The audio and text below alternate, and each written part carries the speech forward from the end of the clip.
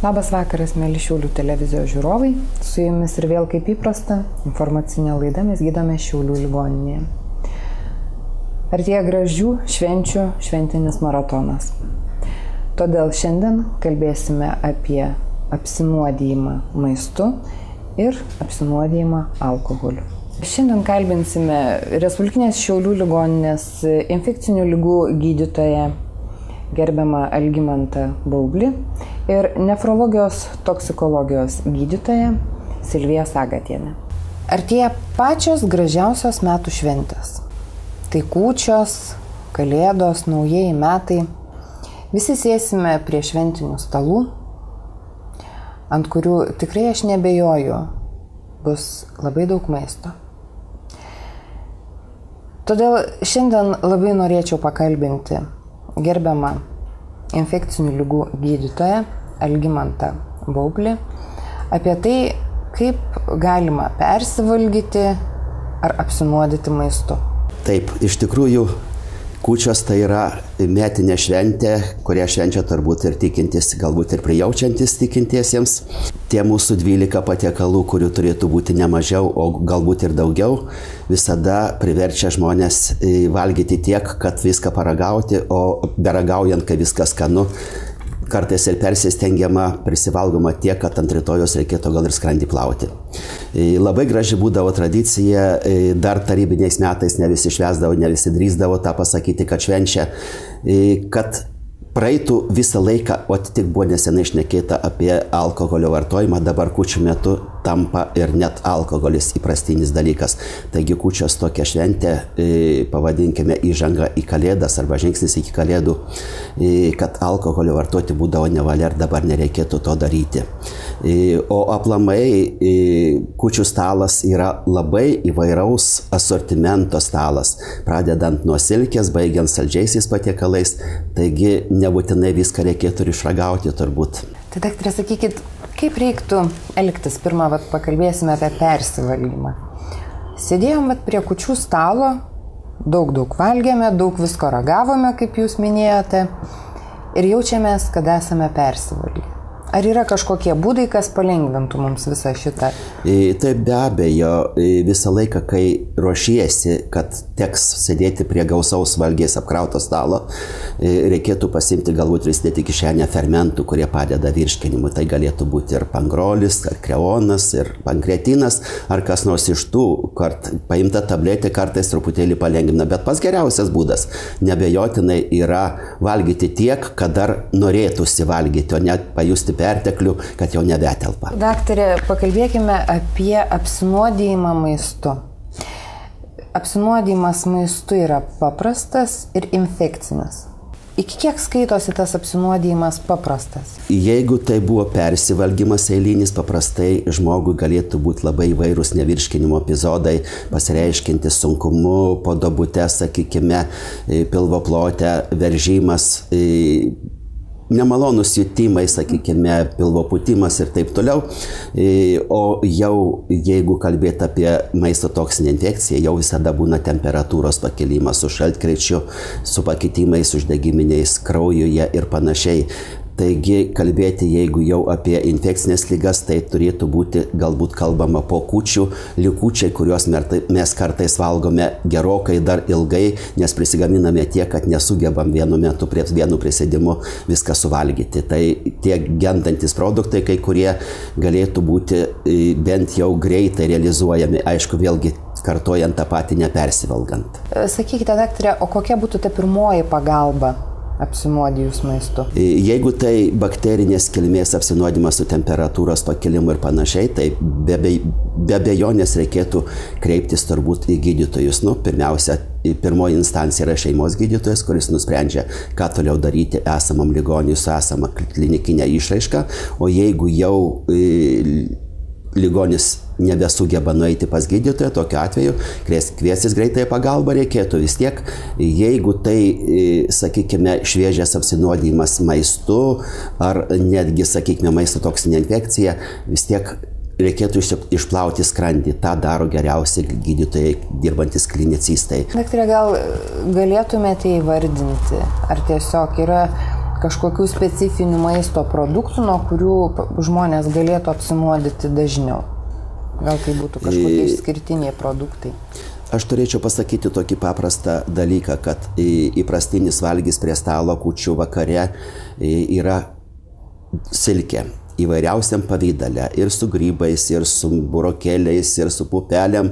Lietuviai išradingi yra ir labai gražiai ir skaniai moka pagaminti. Tačiau vyresnio amžiaus žmonėms silkė kaip sūrų produktą valgyti jau nederėtų. Arba tai turėtų būti apsiribojama vienu kitu kąsneliu, bet jokių būdų neperkraunant druskos pertekliumi savo organizmą, kuris kelia ir spaudimą ir sukelia tam tikrą riziką. O šiaip tai nebejotinai, kad kiekvienu atveju mėsos produktai greičiau gendantis negu kiti ir mišrainės taip pat ilgai laikomos gali būti ta priežastis, kad gali būti kaip terpė leidžianti pasidauginti ligos sukėlėjams. Turėčiau pasakyti taip, kas liečia alkoholio vartojimą. Būtent apsinuodijus. Jeigu apsinuodijus tik maistu, tai išvada tokia, kad alkoholis šiuo atveju nėra pagalbininkas.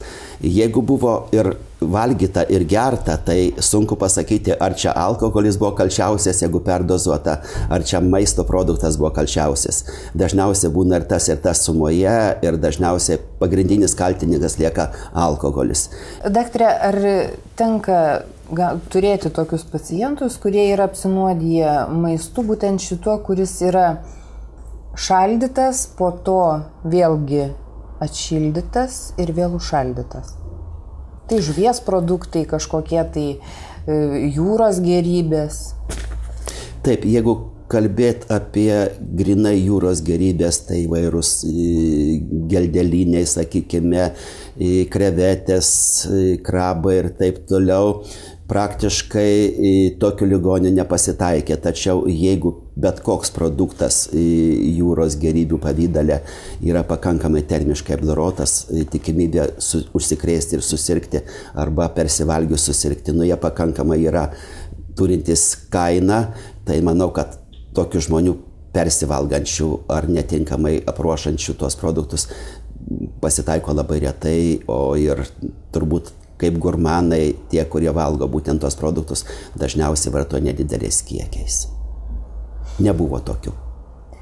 O sakykit, gal išskirtumėt kažkokį tai maisto produktą, kuris apnuodija žmogaus organizmą, šitą ligonį, o tiesiog be galo sunku yra gydyti ir tas gydymas užsitęsia kažkaip žymiai ilgiau negu kitų maisto produktų. Aš jau buvau užsiminęs, kad vienas sunkiausių maisto toksinių infekcijų yra botulizmas. Tai yra liga, kuri pasireiškia po netinkamą rūkyto produktą anaerobinėse sąlygose, reiškia kažkur tai užsandarinta nuo musių, kad ten nepridėtų kiaušinių, sakykime, ir nuo graužykų, kad nepaliestų kažkur tai laikant šiltai vasaros metu, susidaro sąlygos anaerobinės pasidauginti kažkur tai giliau prie kaulo, ypatingai tie, kurie kaime gyvena, reiškia galima būtent susirgti apsinuodijus botulizmo toksinų. Taip pat ir konservuotose gaminiuose, kurie netinkamai buvo laikyti, netinkamai užkonservuoti, nepakankamai sandariai užkonservuoti, kur yra anaerobinės sąlygos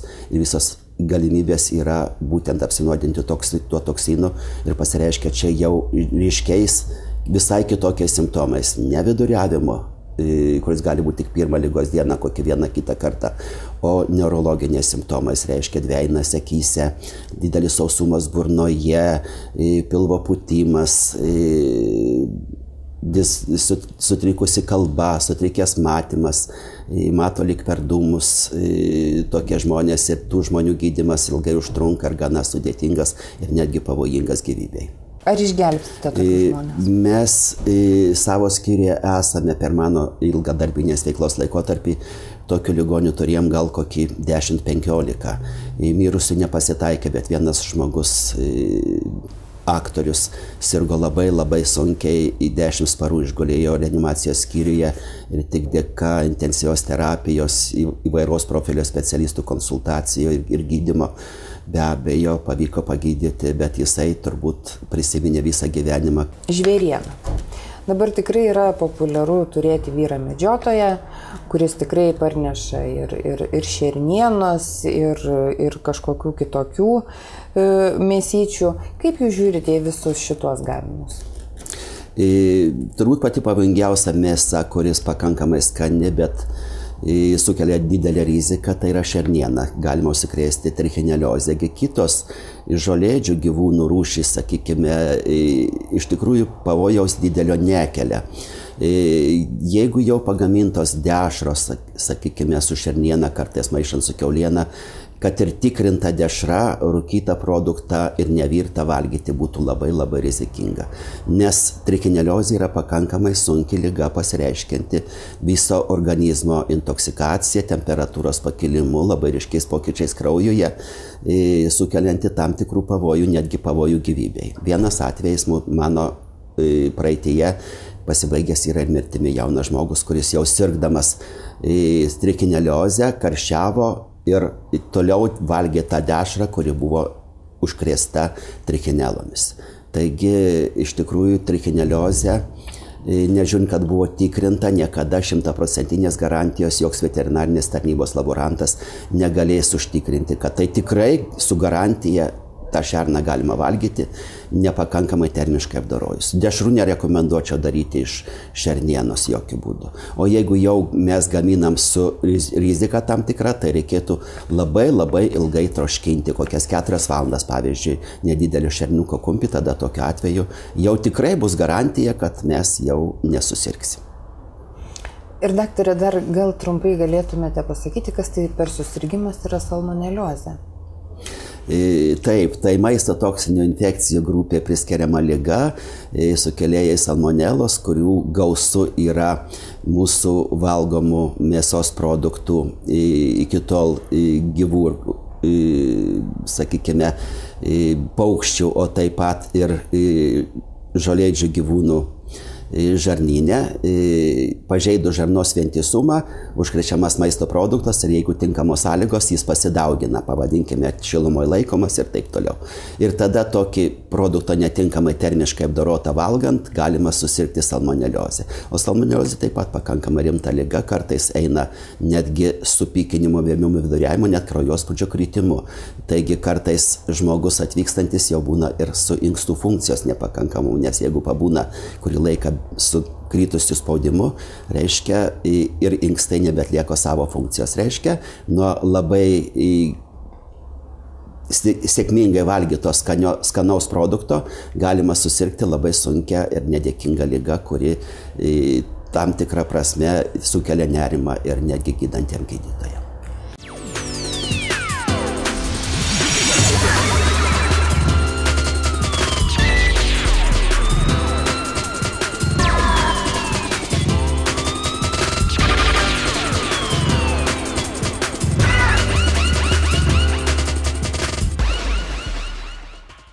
Toliau kalbiname nefrologijos ir toksikologijos skyriaus daktarė,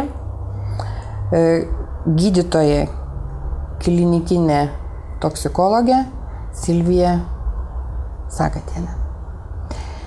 Daktarė, turbūt daugelis mūsų žmonių neįsivaizduoja, kaip galima šventes švęsti be alkoholio. Ir ko gero tikrai alkoholis neša labai daug rimtų pasiekmių negerų.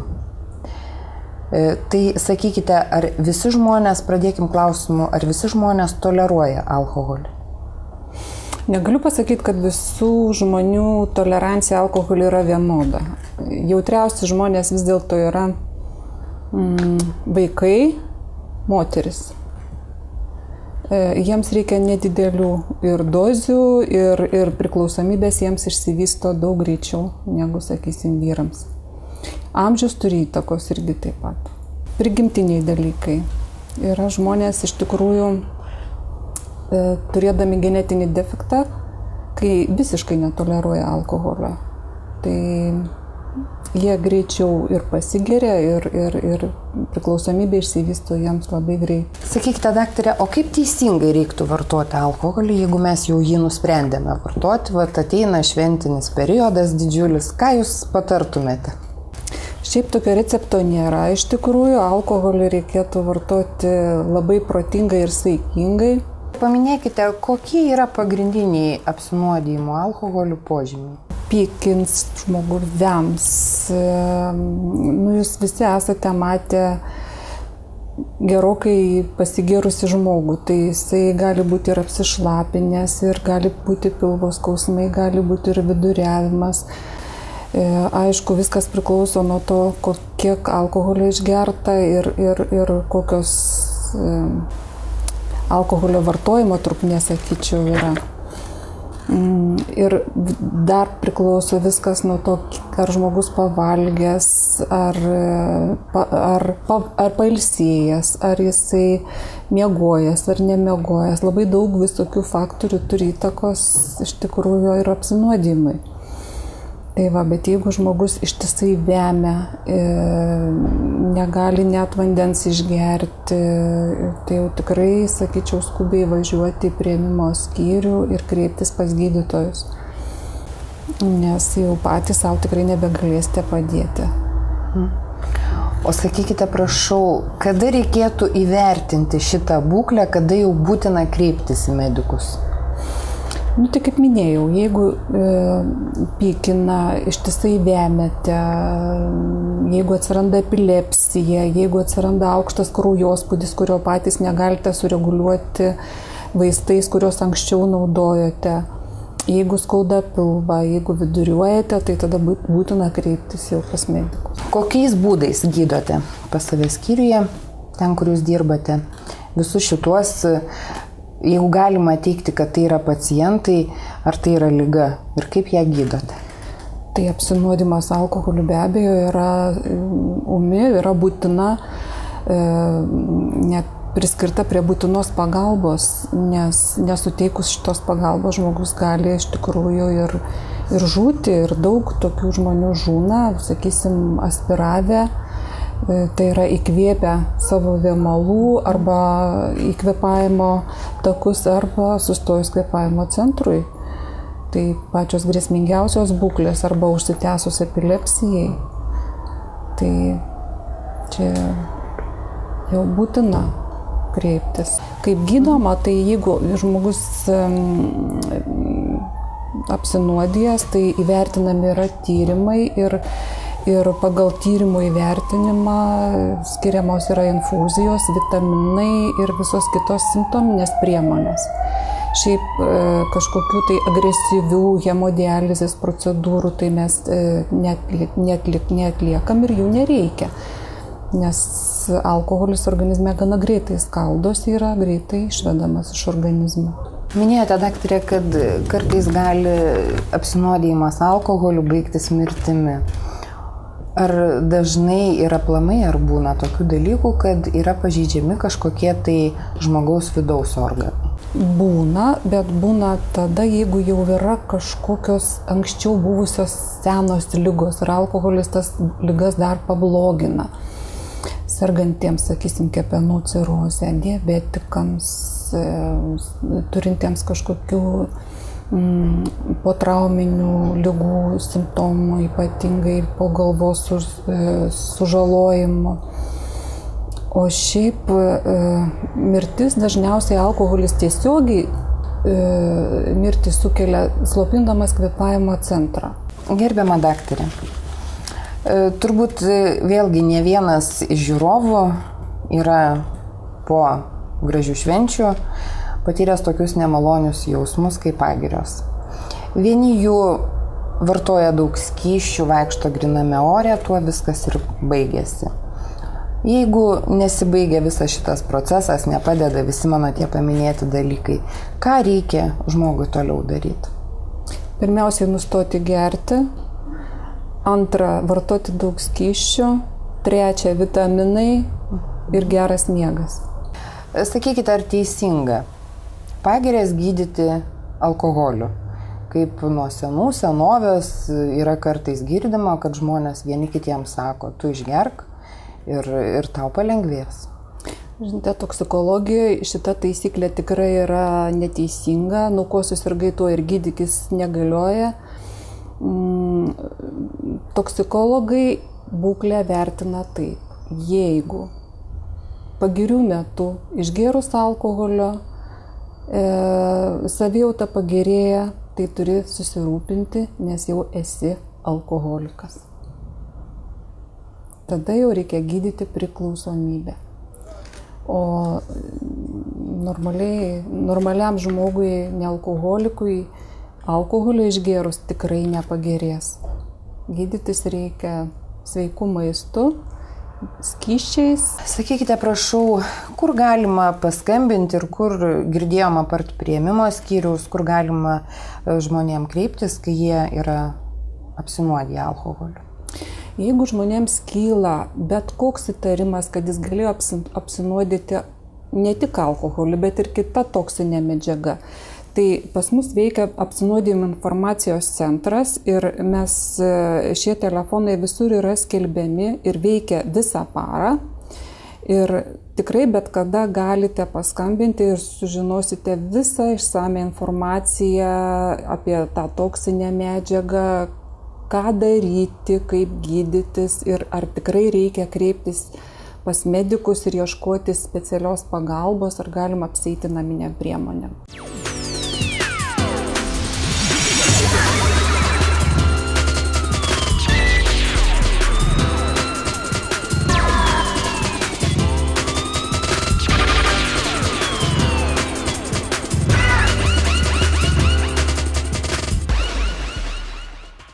Daktare, ko palinkėtumėt mūsų žiūrovams, kurie sės prie šventinių stalų?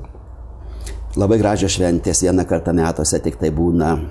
Būkime kultūringi, būkime išmintingi, būkime tie, kurie senais papročiais mokėjo elgtis prie stalo. Daktare, tai ko jūs palinkėtumėte mūsų žiūrovams, belaukiančių gražių švenčių ir prieš sėdant prie šventinio stalo, ten, kur bus alkoholio? Būti protingiams ir jausti saiką. Patarimus, kaip per šventes nesusirgti nuo gausaus patiekalų skaičiaus ir neapsinuodyti maistu bei gėrimais, medikai dalyja kasmet, dažnai ir kiekvienam pacientui asmeniškai. Ar tikrai gydytojų patarimai būna išgirsti, pasidomėjome šventėms besiruošiančių šiauliečių. Nes tas persivalgymas, kaip sakant, apnuodijimas viso organizmo. Ir paprasčiausiai tai yra labai nesveika. Nes, kaip sako, kad šaukštukas į savo duobę tokia patarlė yra. Truputėlį saiko reikėtų. Sakykit, o kaip jūs stengiatės nepersivalgyti? Čia truputėlį pamažiau valgau, galbūt dažniau pamažiau, bet daugiau daržovių, mažiau tų visokių mėsų, kimšti batonų, ten tokių, kas nesveika organizmui. Nes, kaip sakant, mes sutverti labai tobulai esam ir labai. Tai dietos prisilaikot ir per šventes dėl sveikatos? Ir per šventes, kadangi šeima nelabai didelė, tai aš nesistengiu taip labai ir ką nors daryti ir panašiai, bet kukliai. Kaip jūs manot, ar gydytojai turi šnekėti apie tai, kad persivalgyti nesveika? Taip. Gydytojai labai, be abejo, jie ir kalba, ir rašo, ir perspėja žmonės. Ir tikrai, kad jie daro labai teisingą darbą, kaip sakant. Reikia žmonės šviesti. Nes kitą kartą žmonės ir nepagalvoja ir užsimiršta. Šventės tai nebūtina prisivalgyti. Tikrai nematau tos. Galbūt girdžiu aš daug iš ko, kad persivalgo, paskiau problemas, vaistelių reikia gerti ir angliuką dar kažkada naudoti. Bet man tai nebodinga. Jūs pasaugot sveikatą?